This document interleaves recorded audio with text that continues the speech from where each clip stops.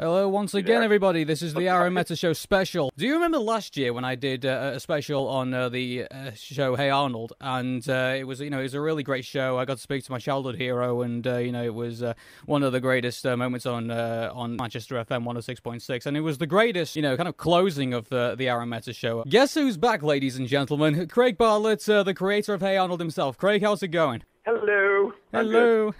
Awesome. And also, just before I begin, I want to actually address a few critiques of the previous show, which was that sometimes I interrupted Craig on a few occasions, and yes, I do slap myself on the wrist for doing that. And the reason is because most of the people that I interview are politicians, and if we all know what politicians are like, you never get a good answer out of them, and you have to keep going and going and going until basically you get what you want. And I understand that Craig Bartlett is not that, and I understand you're not that, Craig. So what I'm going to do is I actually decided to do things differently. I'm going to let you guys ask the questions instead. And what I did, and as everyone probably has seen over the last couple of weeks, I opened up an email account which is askcraig@arunmehta.co.uk, and I asked you to submit your questions to that specified email address.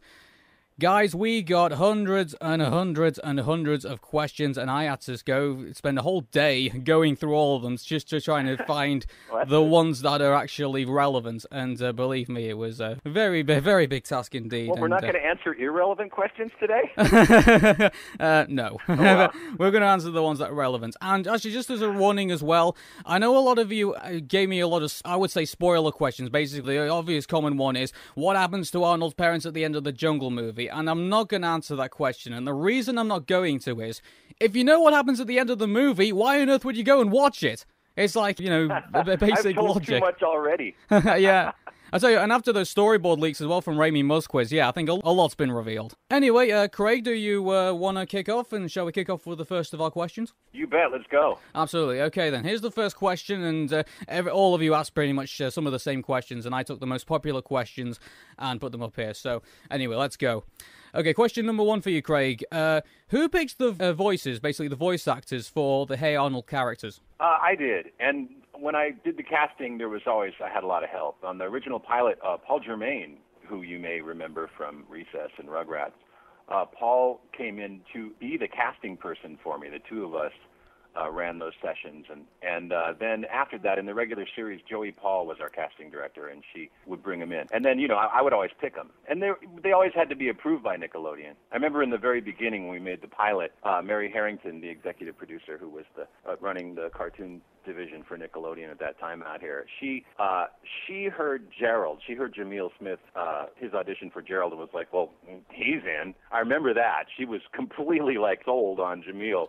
And I had the same feeling about Franny. When she came in to read for Helga, it was like, well, duh, she's going to be Helga, and everybody else will somehow have to work with the sound of this Helga. And that actually really clinched it, too, in terms of hiring kids to be the voices instead of adults.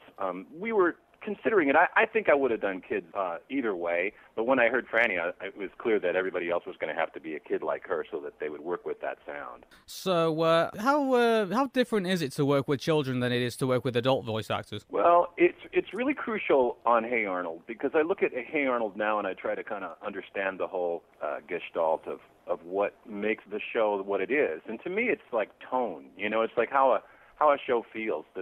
What it sounds like, music, sound effects, voices, the pace, and the kid voices are a huge influence on that. That, and I would say the music of Jim Lang, are the two things that really make the tone of the show. Yeah. And as soon as we got into it with these kids, and we wanted to do it because I was a big admirer of the old Charlie Brown. The Christmas special was really, it was a really crucial thing that I saw as a child that really influenced me and made me want to, grow up to be a cartoon maker, really. And they had kid voices. Do you remember Sally from that Christmas special? I mean, she can barely get through her lines. She's such a little kid. And that's incredibly charming. And they sing. Remember they sing Hark the Herald Angels Sing at the end. Oh, yeah. And there's something really right on about that. You hear those voices and you go, well, kid voices are so different from adults. I used to actually have to ask the kids when we would do songs, the early songs with Torrin, who played Arnold in the first and second season. Torrin was a very good singer. He was he had done a lot of singing. And so he was too good, and I'd say, Torrin, dumb it down, sound like a 9-year-old. You're sounding like you're a teenager trying to trying to make a pop record, you gotta dumb it down. And when I say dumb it, I don't mean that. I mean just amateur it up. Because, Sorry. And they make a certain sound that an experienced singer does not. And so that's what you get. You get a kind of emotional authenticity. So when Torrin was singing at the very end of Downtown as Fruits, when he was singing the finale, I mean, that was probably the first time that came up. Yeah, it's great, too. If you listen, you can hear Jamil hitting some really off notes on that. And that's what's great about it. It's really funny. And as soon as we heard that stuff, we went, there you go. Yeah. I remember there was the early episodes really sort of solidified for me, what our theories were about what we were going to try to make the show sound like, and that was definitely one of them. We didn't get to write as many songs for Hey Arnold as I get to for Dinosaur Train, because it was with the age group that the 6 to 11 age group. They're not really as musical as preschool shows are. Preschool shows you kind of expect to go to a song at any minute. and Hey Arnold wasn't really quite that, but I worked to get songs into the show. We did the opera, we did Eugene. Next question. This one centers around Phoebe. Is Phoebe half Japanese, and what does she wear under that sweater? Just her underwear. Really? She's half Japanese, although, her mom, Reba, is from Kentucky. Yeah. And her dad, Kyo, is from Japan, but Kyo's last name is Heyerdahl, so I'm guessing Kyo is probably half Japanese. And so maybe you could say that technically Phoebe's a quarter Japanese. Quarter Japanese, okay. That's really interesting. Besides Arnold, Helga, and Gerald, who else is your favorite character on the show? Wow, that's tough, because, it's a huge cast, and they're like a bunch of old friends, so I would feel kind of disloyal to not mention all of them. But I really think Grandma and Grandpa would come next in that list. Because, they're so important to the show, and they were really a fun pair of characters to develop, because it was so crucial. Arnold had no parents, and he was being raised by his grandparents, and I don't know, they were just kind of like dream grandparents that we all wish we had, that would do everything. They could fish, and they're physically fit, they both can do, they're kind of like Superman, Grandma especially is kind of a ninja, and they have all these sort of secret gifts and powers. What is it? Grandma's a karate master, and Grandpa can bench press 200 pounds. Yeah, and so they were really important characters, and they were so fun. Those actors are terrific. Tress MacNeille is just everybody's favorite kind of old lady character.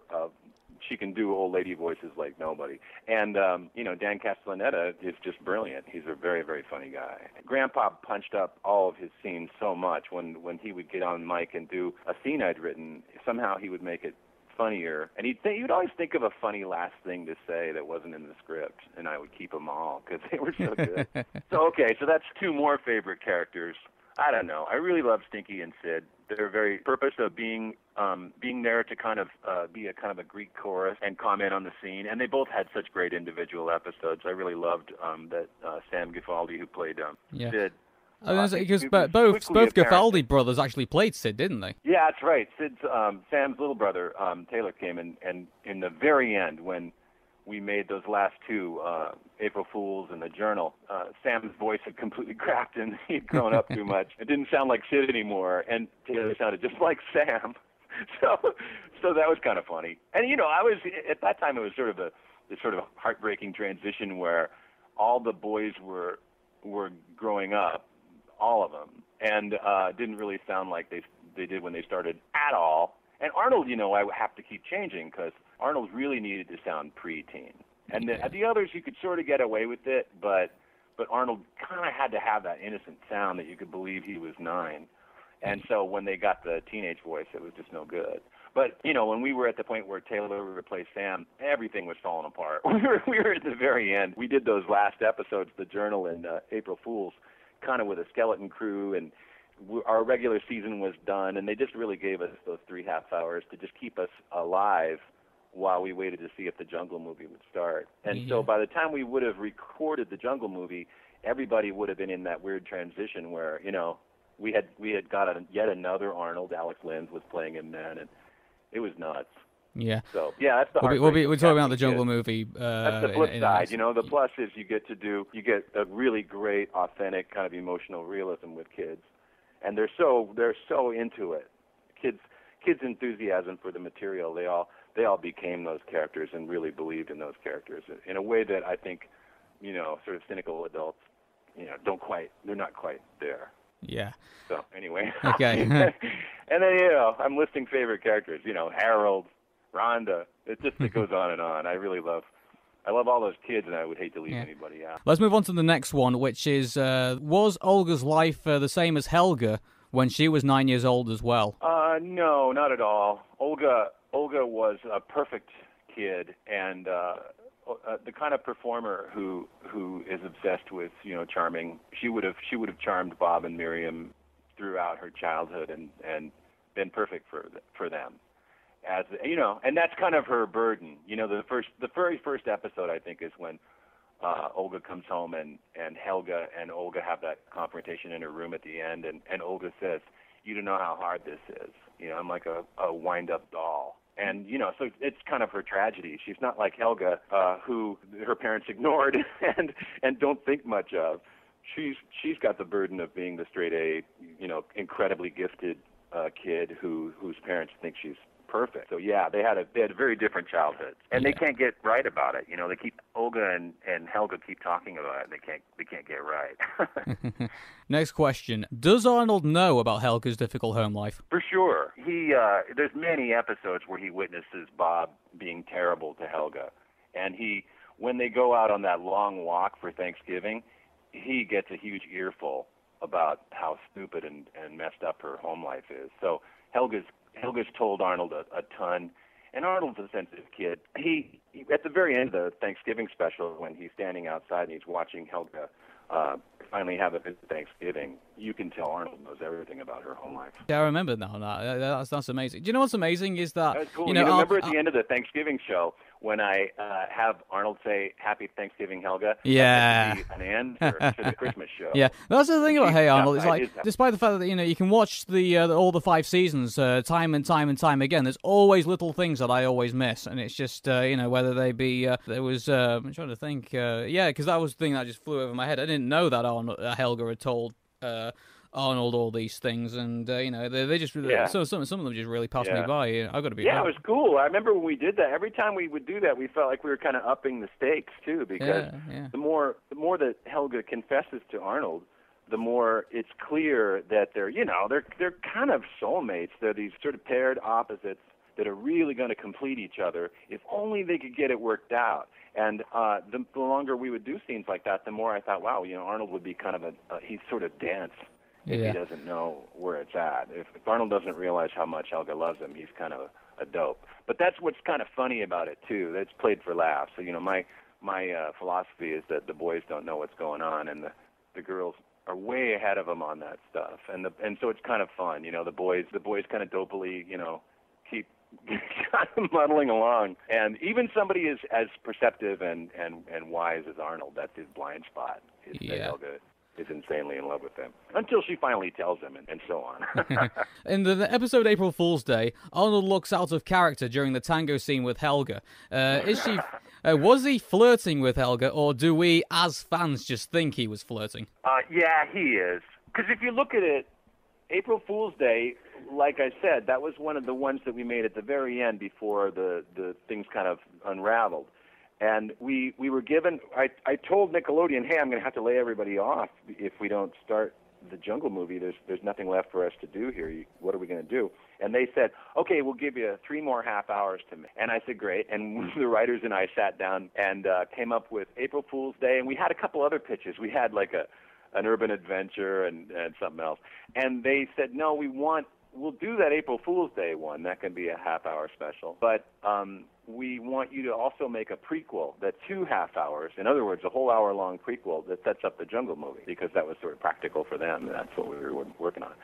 And I went, God, no, what, a prequel? I didn't like that idea at all. And also, I was kind of disappointed that our other episode ideas didn't make it. But, eventually we got into it. I mean, the journals, that we poured everything into that.